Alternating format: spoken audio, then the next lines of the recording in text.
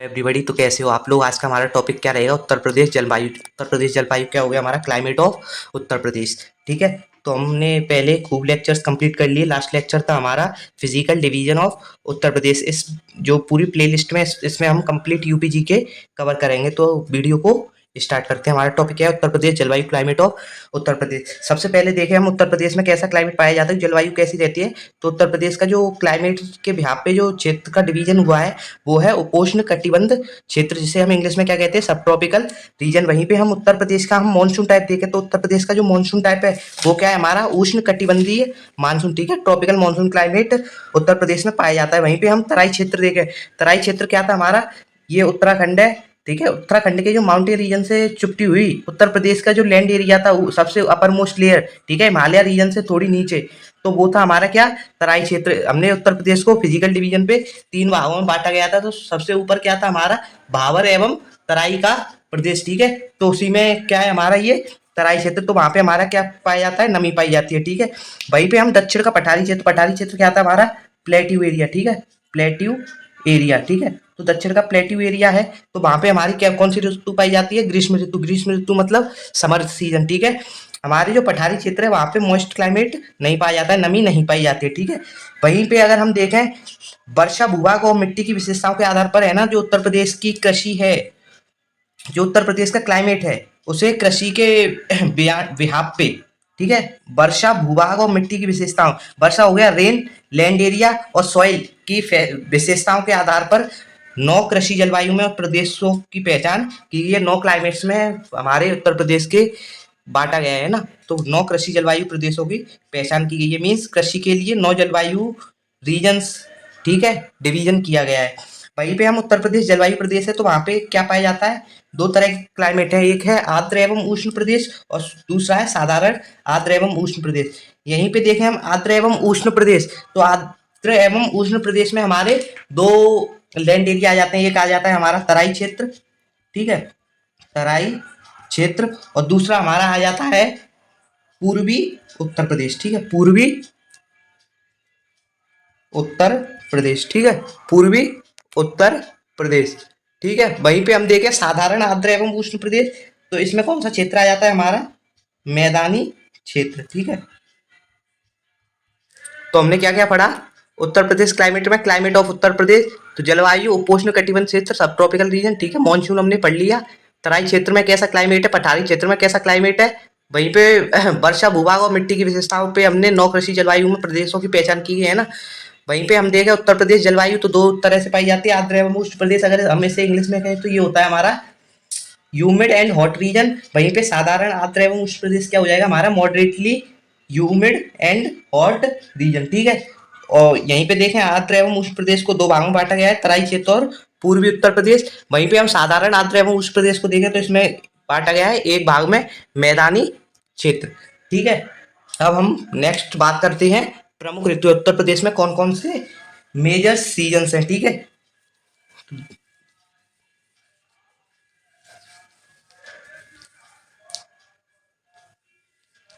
ठीक है, तो क्या आते हैं हम? मेजर सीजन्स या प्रमुख ऋतु हैं। अगर आपने लास्ट लेक्चर्स देखे होंगे तो ये टॉपिक मैंने थोड़ा डिस्कस किया है। अब थोड़ा ब्रीफली इस टॉपिक को कवर करेंगे, पहले शॉर्टली कवर किया था। ठीक है, तो प्रमुख ऋतु 3 पाई जाती है हमारी। एक है ग्रीष्म ऋतु, जिसे हम क्या कहते हैं? Summer season. और दूसरी है हमारी वर्षा ऋतु, जिसे हम क्या कहते हैं? Rainy season. और तीसरी है हमारी विंटर ऋतु, विंटर सीजन, जिसे हम कहते हैं शीत ऋतु। ठीक है, तो हमारी कौन कौन सी 3 ऋतु हैं? Major seasons found in Uttar Pradesh. तो 3 ऋतु हैं, एक है हमारी ग्रीष्म ऋतु, वर्षा ऋतु और शीत ऋतु। ठीक है, अब एक एक करके हम कवर करते हैं। सबसे पहले हम देखते हैं शीत ऋतु। ठीक है, विंटर सीजन। तो जो विंटर सीजन है डिस्कस करते हैं। तो इसकी जो अवधि रहती है, टाइम पीरियड, ठीक है, तो मैं पता है इसकी अवधि क्या रहती है? अक्टूबर से फरवरी। ठीक है, अक्टूबर से फरवरी। ठीक है, वहीं पे हम देखें कि सबसे ज़्यादा ठंड किस मंथ में रहती है, तो ये हमें पता है जनवरी। ठीक है, जनवरी महीने में सर्वाधिक ठंड उत्तर प्रदेश में पाई जाती है, ठीक है। और यहीं पे हम देखें तापमान, टेम्परेचर है ना, तापमान, शीत ऋतु में तापमान किस तरह फैक्टर से डिपेंड करता है। तो जैसे ही हम उत्तर से दक्षिण, नॉर्थ से साउथ है, उत्तर से दक्षिण की ओर वृद्धि,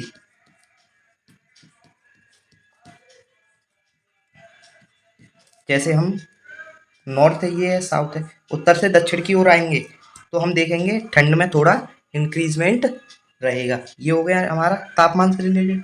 यहीं पे हम देखें शीतकालीन चक्रवातों के द्वारा, शीतकालीन चक्रवातों के द्वारा जो विंटर साइक्लोन होते हैं उनका क्या इफेक्ट रहता है विंटर्स में, ठीक है, इसे डिस्कस करते हैं। ये सभी टॉपिक्स इससे रहेंगे उत्तर प्रदेश यूपी जीके से, है ना। तो उत्तर प्रदेश, उत्तर प्रदेश के उत्तर पश्चिम, उत्तर पश्चिम, उत्तर प्रदेश के उत्तर पश्चिम क्षेत्रों में,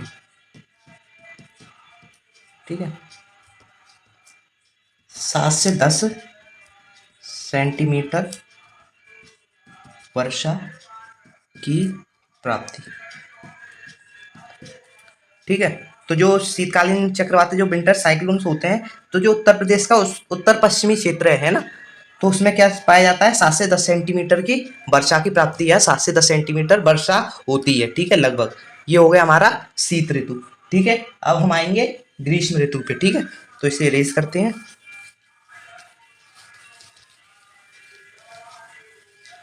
ठीक है। तो हमारा क्या टॉपिक रहेगा, ग्रीष्म ऋतु, ठीक है।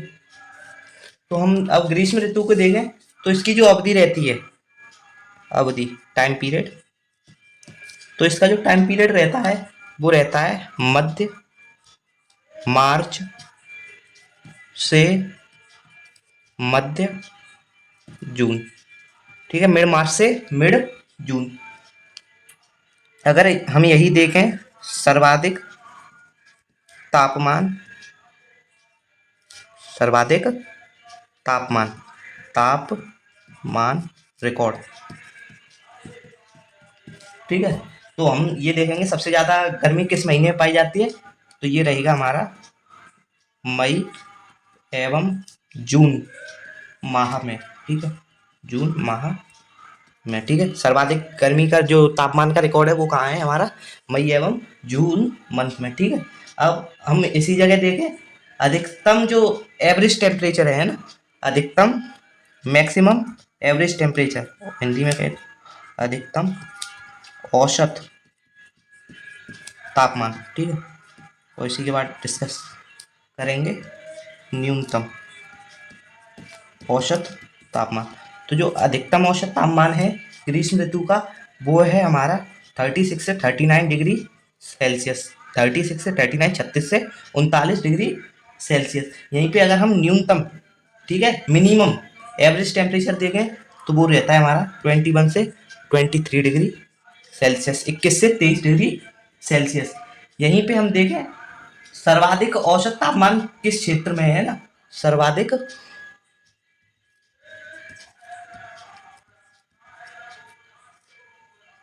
औसत तापमान, ठीक है, मैक्सिमम एवरेज टेम्परेचर देखें हम तो ये किस क्षेत्रों में आएगा हमारा, बुंदेलखंड, बुंदेलखंड क्षेत्र में, ठीक है, बुंदेलखंड क्षेत्र में। क्या हो गया हमारा सर्वाधिक औसत तापमान कहाँ है हमारा, बुंदेलखंड क्षेत्र में, ठीक है। अब यहीं पे हम लिख लेते हैं गर्मी, ग्रीष्म ऋतु से रिलेटेड है ना, थोड़ा यहाँ कवर कर लेते हैं। तो गर्मी अधिकतम हमारी कहाँ रहती है,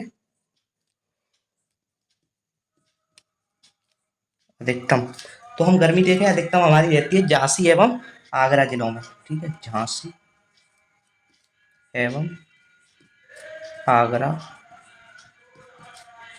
जिलों में, ठीक है।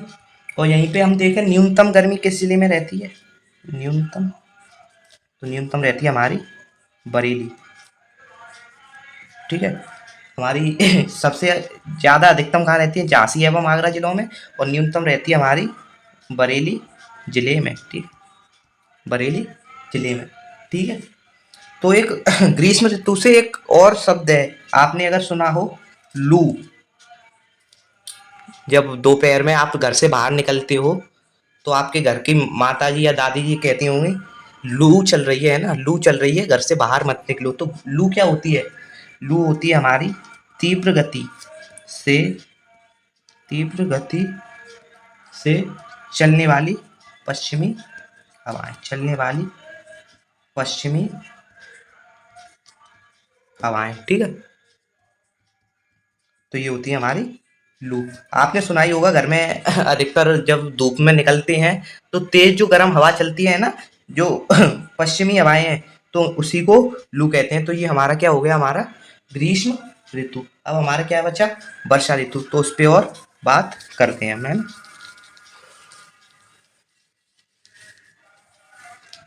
अब लिखें वर्षा,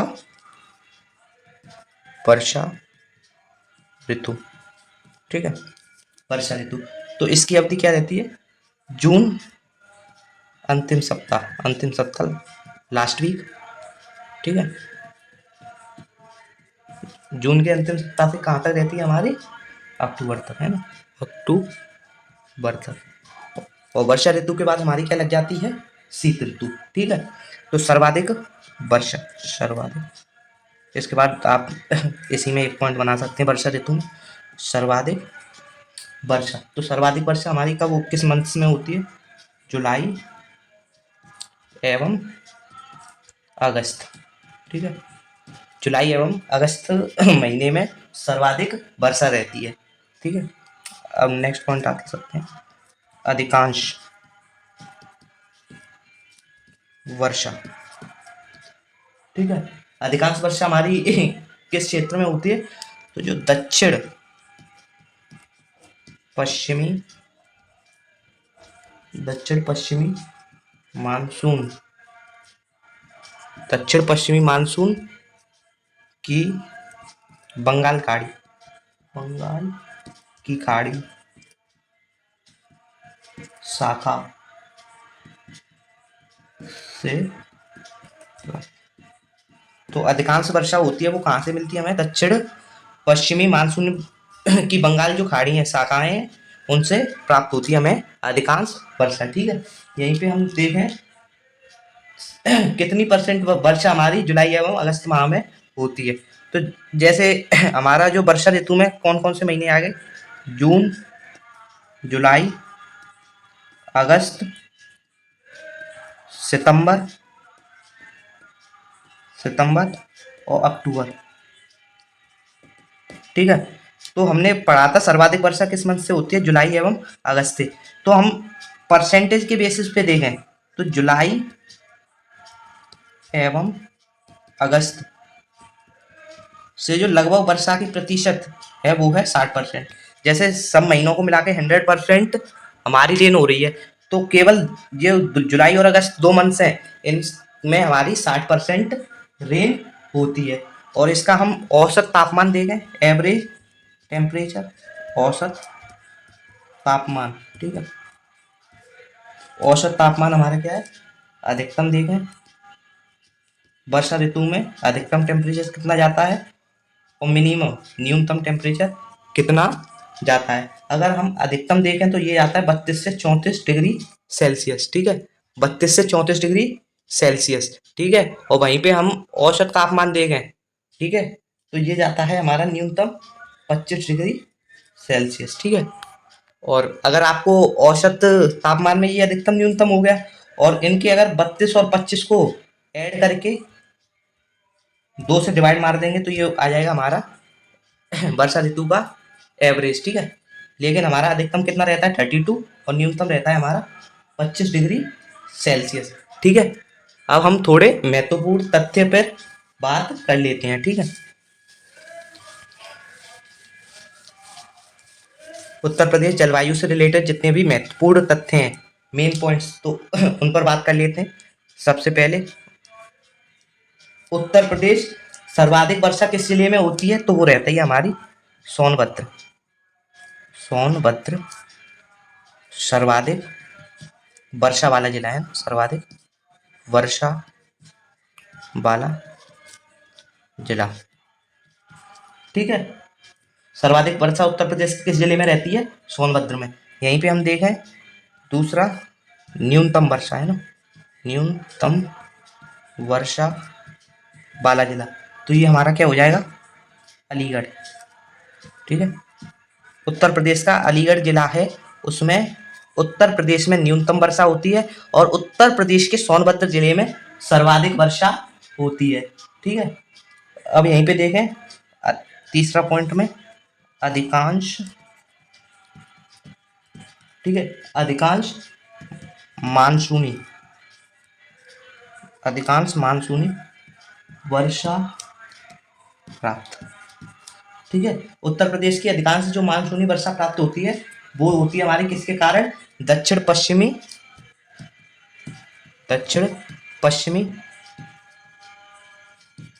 बंगाल